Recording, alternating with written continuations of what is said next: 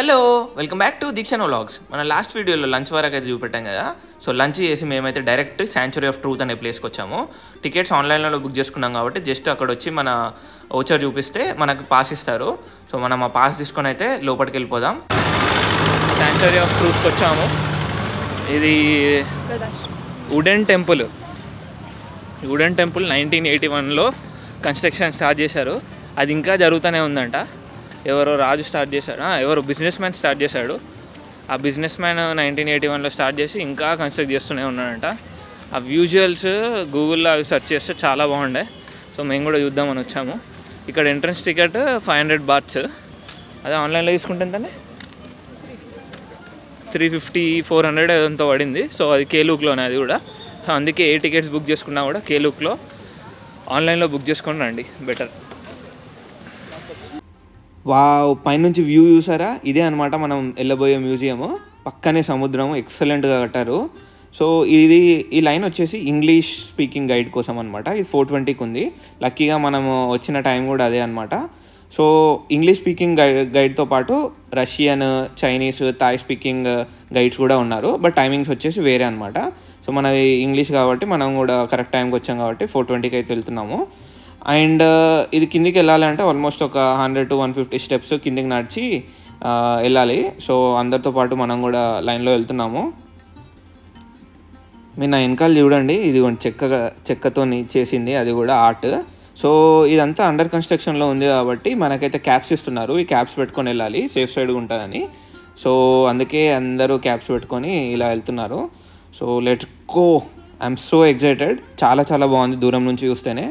ఇంకా ఇక్కడ నుంచి చూడండి, ఇక్కడ నుంచి ఇంకొక వ్యూ ఎక్సలెంట్గా ఉంది. అండ్ ఇక్కడే థాయ్ మసాజ్ కూడా ఉంది.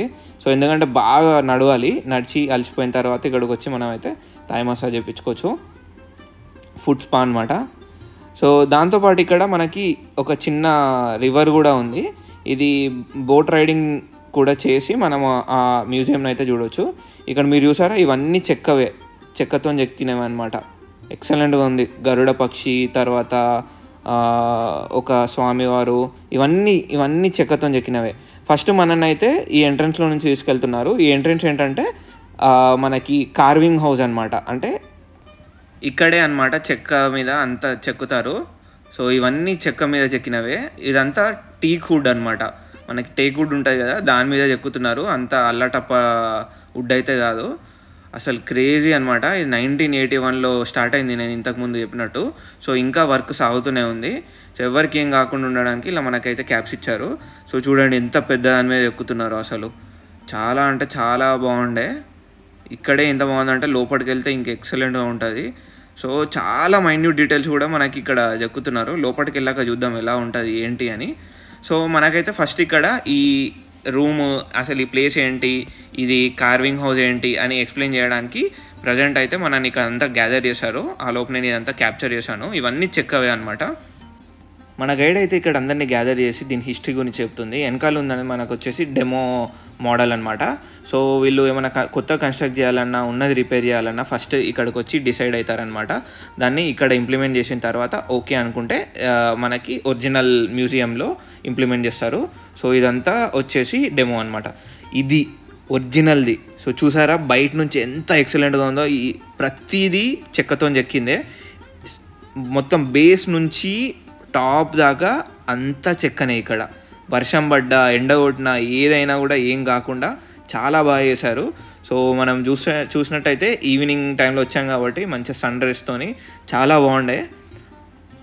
ఈ విజువల్స్ చూడండి ఎంత బాగున్నాయో, అసలు ఎంత డీటెయిల్గా చెక్కారు. పైన గణపతి కానీ, తర్వాత మనకి ఇక్కడ డిఫరెంట్ దేవతలు. ఇది ఇంకోటి థింగ్ ఏంటంటే ఇది మ్యూజియం అంటారు, టెంపుల్ అన్నారు.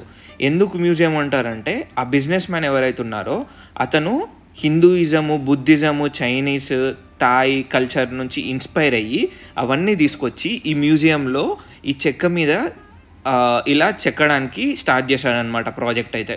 సో అందుకే దీన్ని టెంపుల్ అన్నారు.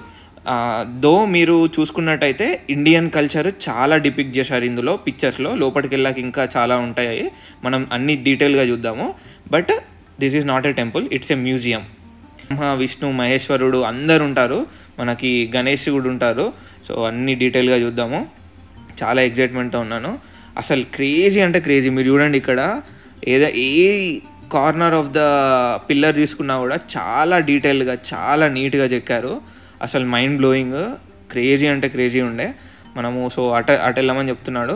ఫస్ట్ అయితే బయట అన్నీ కవర్ చేస్తుంది తిను గైడ్, ఒక్కొక్క ప్లేస్కి ఏమేమి ఇంపార్టెన్స్ ఉంది అని చెప్పి మనకి డీటెయిల్గా ఎక్స్ప్లెయిన్ చేస్తుంది. సో ఇదన్నమాట. సో ఇది ఈ సైడ్ చూసుకుంటే మీరు ఇదంతా చైనీస్ కల్చర్ నుంచి తీసుకున్నది. సో చాలా హాట్గా ఉంది కాబట్టి అందరూ వేడి ఉక్కపోతతో ఉన్నారు. సో మీరు ఇది చూసినట్టయితే Chinese gods like Buddha related Chinese related culture అంతా ఈ సైడ్ డిపిక్ట్ చేశారు. అటు సైడ్ అంతా మన హిందూయిజంది డిపిక్ట్ చేశారు. మీరు పైన చూసుకుంటే పైన కూడా స్టాచ్యూస్ని పెట్టారు.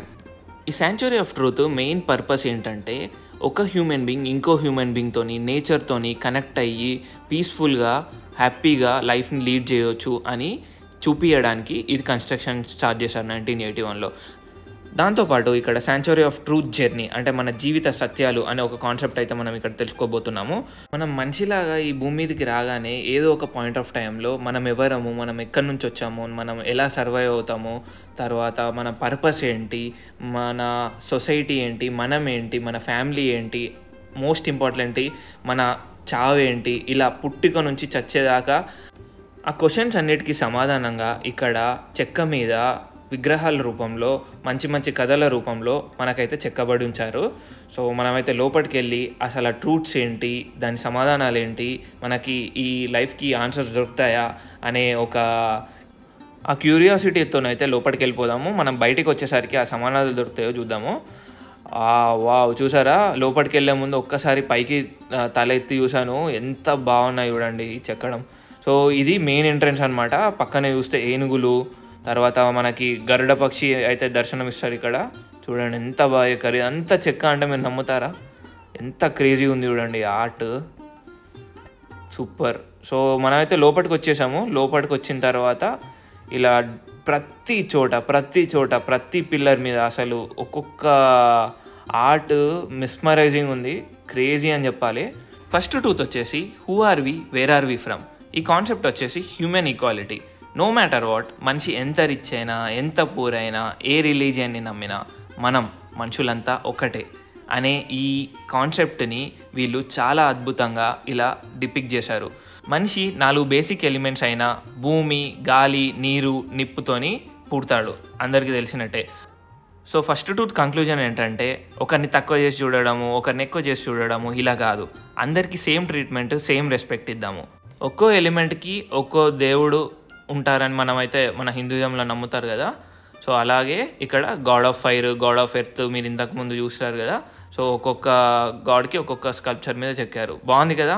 సెకండ్ ట్రూత్ వచ్చేసి హౌ డు వి సర్వైవ్. మనందరికీ తెలిసినట్టే మనిషి లైఫ్ సైకిల్ పుట్టుక నుండి చావు వరకు అది మొత్తం నేచర్ పైనే డిపెండ్ అవుతుందని వీళ్ళ నమ్మకం. నేచర్ అంటే భూమి, నీరు, గాలి, నిప్పుయే కాకుండా సూర్యుడు, చంద్రుడు, నవగ్రహాలు ఇలా స్కల్ప్చర్స్ రూపకంగా చెక్కారు. సండే వచ్చేసి సూర్యుడిది. సండే పుట్టిన వాళ్ళైతే చాలా అగ్రెసివ్గా ఉంటారు. మండే బిలాంగ్స్ టు మూన్, చంద్రుడు. ఈరోజు పుట్టిన వాళ్ళైతే చాలా కేరింగ్గా, ఎంపతి కలిగి ఉంటారు. ట్యూస్డే బిలాంగ్స్ టు మార్స్ అంటే అంగారకుడు. ఈరోజు పుట్టిన వాళ్ళు చాలా కాన్ఫిడెంట్తో బ్రేవ్ డెసిషన్స్ తీసుకుంటారు అండ్ అంత తొందరగా ఎవరిని నమ్మరు. వెడ్నెస్డే బిలాంగ్ టు మెర్క్యూరీ అంటే బుధుడు. ఈరోజు పుట్టిన వాళ్ళైతే కొత్తవి నేర్చుకోవడానికి చాలా ఇంట్రెస్ట్ చూపిస్తారు. థర్స్డే బిలాంగ్స్ టు జూపిటర్ అంటే గురుడు. ఈరోజు పుట్టిన వాళ్ళైతే చాలా రెస్పాన్సిబుల్గా ఉంటారు. ఫ్రైడే బిలాంగ్ టు వీనస్ అంటే శుక్రుడు. ఈరోజు పుట్టిన వాళ్ళైతే చాలా పీస్ఫుల్గా ఉంటారు. సాటర్డే బిలాంగ్ టు సాటర్న్ అంటే శని. ఈరోజు పుట్టిన వాళ్ళైతే చాలా స్మార్ట్ అండ్ చాలా మొండి వాళ్ళు. మీరు ఏ రోజు పుట్టారో కామెంట్ సెక్షన్లో మెన్షన్ చేయండి. థర్డ్ ట్రూత్ వచ్చేసి ద ఎండ్ ఆఫ్ లైఫ్. ఇది మనకు సెంటర్ ఆఫ్ ద మ్యూజియంలో కన్స్ట్రక్ట్ చేశారు. ఈ కాన్సెప్ట్ వచ్చేసి వీఆర్ బార్న్ టు డై. భగవద్గీతలో శ్రీకృష్ణుడు చెప్పినట్టుగానే పుట్టిన వారికి మరణం తప్పదు, అనివార్యమగు ఈ కారణముచే శోకింప తగదు. ఈ సత్యాన్ని బుద్ధిజంలో కూడా నమ్ముతారు, అందుకే ఇక్కడ బుద్ధుని పెట్టి పూజిస్తున్నారు. చూడండి ఎంత బాగా చెక్కారో, అసలు నాకైతే మస్తు అనిపించింది.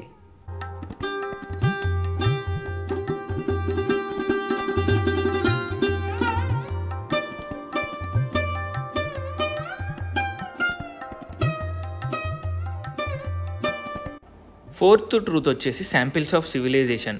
ఈ భూమి మీదకి చాలామంది వస్తారు, కానీ కొంతమందే ఇంపాక్ట్ క్రియేట్ చేసి వెళ్ళిపోతారు. This is samples of civilisation. అంటే ఇండివిజువల్స్ ఎంత ఇంపాక్ట్ క్రియేట్ చేసి ఎంతమందిని ఇన్స్పైర్ చేసి వెళ్తారు అనేదే మనకి ఫోర్త్ ట్రూత్ అనమాట. ఫిఫ్త్ ట్రూత్ వచ్చేసి what is the purpose of life. ఒక గొప్ప వ్యక్తి చెప్పాడు ఏంటంటే మనం 2 సార్లు పుడతామని. ఒకటి తల్లి కడుపులో నుంచి బయటకు వచ్చిన రోజు, ఇంకొకటి జీవితంలో మన పర్పస్ ఏంటో తెలిసిన రోజు. ఈ ట్రూత్కి అయితే వీళ్ళు కొన్ని గైడ్లైన్స్ చెప్తున్నారు. మనం ఎప్పుడు పాజిటివ్గా ఉండాలి, పేరెంట్స్కి చాలా గ్రేట్ఫుల్గా ఉండాలి, పిల్లల్ని మంచిగా పెంచాలి, స్పౌసెస్ని హ్యాపీగా చూసుకోవాలి, మంచిగా మాట్లాడాలి, మీకు ఏమైనా ప్రాబ్లం వస్తే ఫేస్ చేసి సాల్వ్ చేసుకోవాలి. సిక్స్త్ ట్రూత్ వచ్చేసి society is a 2-sided coin. సొసైటీలో మనకు పాజిటివ్ నెగిటివ్ 2 ఉంటాయి. కొంత మన బిహేవియర్ పైన డిపెండ్ అయి ఉంటే, కొంత ఎదుటి వారి బిహేవియర్ పైన డిపెండ్ అయి ఉంటుంది. So always be positive. మనకు చూపెట్టడానికి ఒక పిల్లర్ పైన గుడ్ సొసైటీ, ఒక పిల్లర్ పైన బ్యాడ్ సొసైటీ బొమ్మల్లాగా చెక్కి రీప్రజెంట్ చేశారు.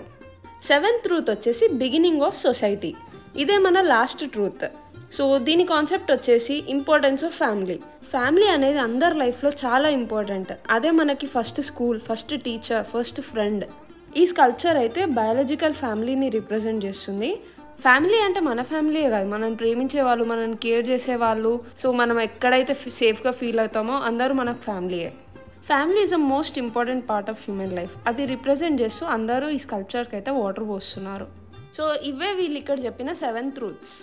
ఇవే కాకుండా మన కృష్ణుడు స్టోరీస్ కూడా వీళ్ళు ఎంతో బాగా ఇక్కడ చెక్కారనమాట. ఒక్కొక్క పిల్లర్కి ఒక్కొక్క స్టోరీ అయితే చెక్కారు. కృష్ణుడు యశోదాదేవిని త్రినవ్రత అనే రాక్షసుడి నుంచి కాపాడాడు. So protection of the family is one of the most important aspects of life అని ఈ పిల్లర్ మీద రిప్రజెంట్ చేస్తున్నారు. మీరు ఈ పిల్లర్ని చూడండి, అబ్జర్వ్ చేస్తే డీటెయిల్స్ ఎంత క్లియర్గా చెక్కారో చూడండి. పికాక్, తర్వాత చెట్టు, తర్వాత ఇక్కడ ఇంకో పక్షి ఉంది, ఆ పక్షిని, తర్వాత కృష్ణుడు పారిజాత పుష్పాన్ని మన రుక్మిణీదేవికి తీసుకొచ్చాడు. అది చూసి మిగతా గోపికలంతా జెలస్ ఫీల్ అయ్యారు. ఇక్కడ ఏం చెప్తున్నానంటే jealous has the power to prevent you from happiness. మీరు ఎవరి మీద జెలస్ పడ్డా కూడా మీ హ్యాపీనెస్సే పోతుందని చెప్తున్నారు. సో మనకు జెలస్ వద్దండి. మన నెక్స్ట్ పిల్లర్కి వెళ్ళిపోదాము. సో ఈ పిల్లర్ మీరు చూడండి ఎంత డీటెయిలింగ్గా అసలు క్రేజీగా ఎక్కారు. చాలా అంటే చాలా బాగుంది. కృష్ణుడు సత్యభామ రుక్మిణీదేవికి ప్రామిస్ చేశాడనమాట, పారిజాత పుష్పాన్ని తెచ్చిస్తా అని. So when you made A promise keep the promise, అదనమాట దీని సంగతి. సో నెక్స్ట్ పిల్లర్కి వచ్చాము. ఈ పిల్లర్ మీద చూడండి ఎంత బాగా ఎక్కారో. మళ్ళీ కృష్ణుడు రుక్మిణీదేవి అయితే చాలా బాగా ఎక్కారు. ఇక్కడ రుక్మిణీదేవి చూస్తే పారిజాత పుష్పాన్ని పట్టుకొని ఉంటుంది. సో కృష్ణుడు రుక్మిణీదేవికి తర్వాత సత్యభామకి పారిజాత పుష్పం ఇస్తాడు కదా, దాని లైఫ్ స్పాన్ వచ్చేసి 1 year ఉంటుంది. సో ఏం చెప్తున్నాడంటే దేని లైఫ్ స్పాన్ అయినా సర్టెన్ టైం పీరియడే. సో దాని గురించి మీరు వరి అవ్వకండి అని చెప్తున్నాడు. ఈ పిల్లర్ కూడా చూడండి ఎంత బాగా ఎక్కారు. పక్షులు, చెట్లు, ఆ చెట్టుకున్న ఉయ్యాల కూడా సూపర్గా చెక్కారు. ఉయ్యాల మీద కృష్ణుడు, రాధ ఉన్నారు. రాధ ప్రేమ చూసి కృష్ణుడు పారిజాత ఫ్లవర్స్ని తన ప్రీవియస్ లైఫ్ని గుర్తు చేయడానికి తీసుకొచ్చాడు. So always repay someone's kindness with gratitude. ఈ పిల్లర్ చూడండి ఎంత బాగా డిపిక్ట్ చేశారు. ఇదేం రిప్రజెంట్ చేస్తుందంటే కృష్ణుడు గోవర్ధన పర్వతాన్ని ఎత్తి బృందావనాన్ని మొత్తం కాపాడాడు కదా, అదన్నమాట. అక్కడ ఉన్న మనుషులు, పక్షులు, తర్వాత కృష్ణుడు మెడలో హారం, ఇవన్నీ ఎంత బాగా ఎక్కారు చూడండి. అసలు కింద ఆవు, తర్వాత మనుషులు, అవన్నీ చూడగలుగుతున్నారు మీరు. సో ఇక్కడ ఏం చెప్తున్నానంటే ఎవరైనా నీడ్లో ఉంటే ప్రోయాక్టివ్గా హెల్ప్ చేయండి అని చెప్తున్నాను అనమాట కృష్ణులాగా. సో ఇది ఇంకొక చెట్టు అనమాట. సో మీరు చూస్తే అసలు డీటెయిలింగ్స్ చూడండి, మైన్యూట్ డీటెయిల్స్, అసలు చాలా అంటే చాలా బాగా ఎక్కారు. సో సూపర్ అనమాట.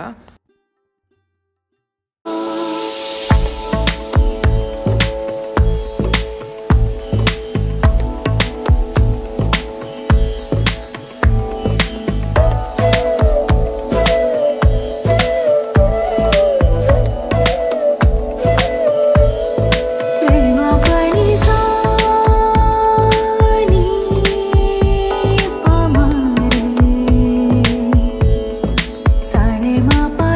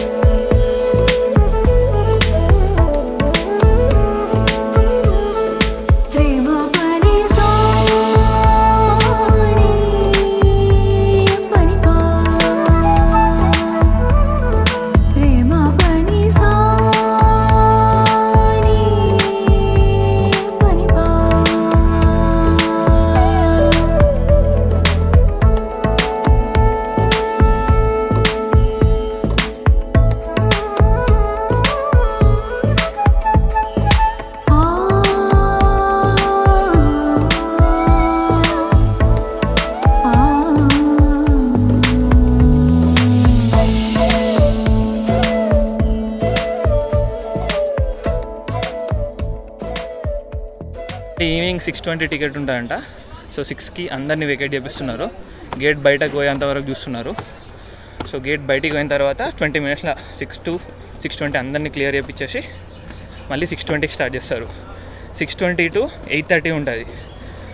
ఆ 2 hours 10 minutesకి 700 bahts టికెట్. నైట్ది ఎక్కువ ఉంటుంది. నైట్ టైం లైట్స్లలో ఇంకా చాలా బాగుంటుంది. బట్ మనకు టైం లేదు కాబట్టి మనం నైట్ కవర్ చేయట్లేదు. మళ్ళీ ఎప్పుడైనా థాయిలాండ్ వస్తే, అందులో పటాయా వస్తే కవర్ చేద్దాం.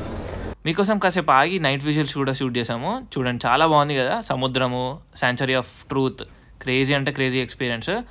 మీకు ఈ వీడియో నచ్చింది అనుకుంటున్నాము. నచ్చితే please do like, share and subscribe to Deekshana vlogs. మళ్ళీ నెక్స్ట్ వ్లాగ్లో కలుద్దాం. అంతవరకు టేక్ కేర్, బాయ్.